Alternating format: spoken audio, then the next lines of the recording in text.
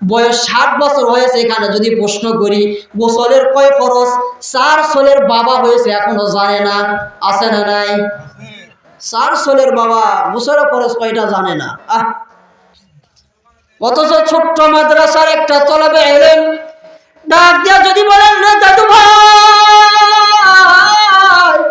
বলো বলো ওযুর ফরজ কয়টি বলে দিবে, ওযুতে 4 ফরজ। বলো বলো গোসলে কয় ফরজ বলে দিবে, গোসলে 3 ফরজ।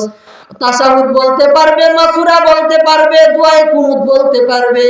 আমি তো বলি বাংলাদেশে 96% মুসলমানের দেশ, একটা মসজিদের মধ্যে যদি 100টা মুসল্লি থাকে এর মধ্যে 80 জন দুআয়ে কুনুতই জানে না।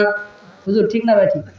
এখানে একজন আলেম বসা শুনে দেখেন, এই হুজুর যে মসজিদে ইমামতি করে অথবা যে মহল্লায় বাসা, ওই মহল্লার কোনো মানুষ বা ওই মসজিদের এলাকার কোনো মুসল্লি এখনো হুজুরকে বলেনি হুজুর আপনি আমার দয়া কুনুতটা শোনেন, ঠিক আছে না নাই?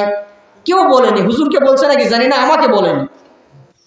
অথচ জাতি সব হিসাব জানে, কিন্তু নামাজের যে হিসাব একটা রয়েছে, আল্লাহ নবী বলেন আউয়ালু মা ইউহাসাবু বিহিল আবদু ইয়াউমাল কিয়ামাতিস সালাহ।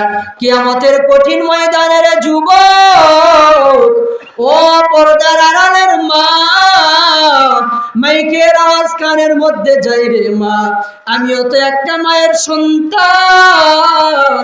মনটা কি চাই না একটা হাফেজের মা হয়ে বাবা হয়ে কবরে যায়?